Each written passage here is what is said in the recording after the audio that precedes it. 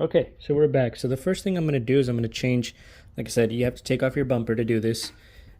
One clip, that's what it was, a clip for me. I don't know what the hell it is for you guys, in one screw. There's a screw right here, or should I say bolt, another clip. And then in between here and here, which is in between the fender and in here, there is another 10mm bolt that goes right in here. Let me see if I can brighten your guys' day. All right, so here's that little bracket. It's in between this and this. You can wedge a little thing in there, so you should have no trouble. And then it's got two, for some reason, two bolts right here, for a total of 1, 2, 3, 4 bolts and one clip. Then of course I did the condenser yesterday, so this was already off. Tightened everything back up. Need to tighten this guy, that one's loose. Need to tighten that guy's loose. Maybe this guy doesn't go here. That's what I'm looking at. This one doesn't look the same as the other one. So let's go ahead and change this guy out for the same as the other one. Because the last thing I want is for this guy to just fly out in the freeway or whatever. And then I have no AC again, and all my work is for nothing. So let's go ahead and put this guy in here, because that way it'll match the other side. I don't think it matters too much, but you know what I mean. I want it to be symmetrical. So okay, so to do the bulbs, you have to take off the headlights. And okay, I hope you guys can still see me. I'm gonna try to wiggle this guy out for you guys. So to make this easier on myself, I am gonna unplug everything. You guys can see I'm using no tools as of right now. Okay. Only one that's being a pain in the ass is this corner one, which looks like it's not gonna want to come out.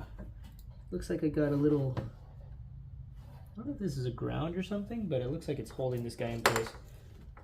So for me now, the problem is this guy not wanting to come off.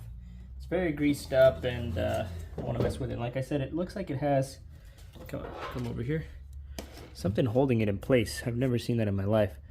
This guy looks like it's holding it in place. So we're gonna forget about that one, and I'm just gonna focus on the rest here. Let's see if I can get you guys standing again. Man, it took forever to get you guys stood up. Nope.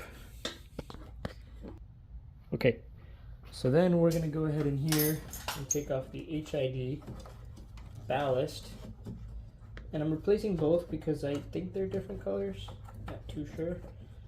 First we wiggle off the ground, and then you should have two little ears on the side here, and you just kind of use both hands and press it either way. If not, let's do one at a time. Press it. I'm gonna press them in and out, just like that, and you got your ballast out. So you should have enough room to get this guy out, and then you just kind of twist this guy off and pull. See that? Twist, pull. It's got a little locking mechanism. You're gonna see it right there. So I'm gonna grab the new HIDs, which are right behind me. So this one's good. I'm gonna save this guy for later, but as you guys can see, they're a different color. Yes, that does matter. There should be white, but they're a different shade of white, so I don't wanna fuck around with it too much. And it's not looking like it's locking in place very easily, so I need to try to get this guy, give it that little extra oomph, because it needs to go in here. See that little round notch? Oh, I'm bleeding. Nice. See how dangerous this can be? Okay, so let's see. What are we doing wrong? They're the same size. Got the same little thing. They are D2S Exxon. This is a type D2S. So should be just going in, you know, on its own, but it's not liking the fitment. So I may have to just turn this, like I said, with this whilst holding it down. There we go. See, clicked in place. You need to make sure it clicks into place. Otherwise, it's going to pop out and then your HID will do nothing. So, let me move you guys up here. Okay, so let's bring you guys down so you guys can see what I'm doing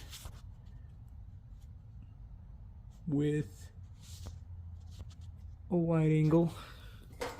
Let's see. So, like I said, these two little guys need to come out. So now we're going to put them back in. It's just a matter of popping them into place.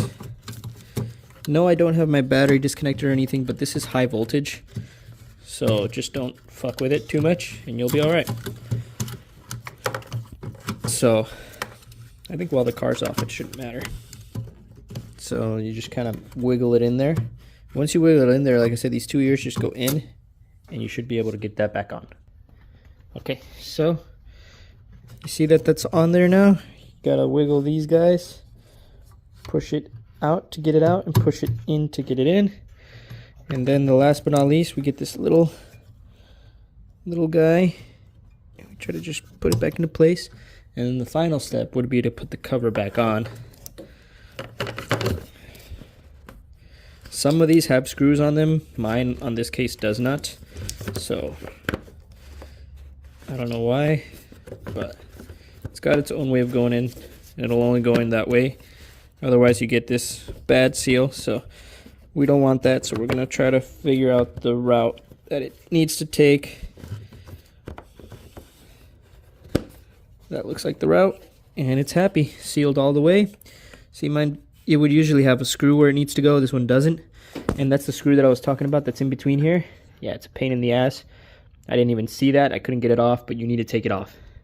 It's like inside the fender here, and you can get a tool in there, so it's doable. I just had no idea because this is such a different car for me. And then we just plug everything in and call it good. But, you know, a smart thing to do would be to test it before you put everything away. All right, so putting them both side by side. These are the OEM ones, so this one's probably even out. You can tell that that one's like a little more gray and this one's clear. This part right here, that means it's burnt out. So this is trash. I'm not gonna put that one there. I'm actually gonna toss this one, and I'm gonna keep the blue one. Always put it back so that they don't get messed up in the future. So they're all white in sense, but they're not all fully white, if that makes sense. I don't know how to explain it, but I'm replacing these two, making sure they're both this clear green color. And the reason I found out it was going out bad was because it turned pink. If your HID turns pink or any other color but the color it should be, which is white normally, then it's going bad. And it can go really bad super fast, so, or it can take a while to go bad. So let's put this guy back on in here, and let's test it out before we put everything back together. Okay, now as you guys can see, they are all on now.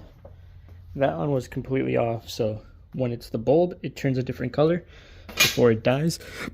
When it's the ballast, it starts flickering.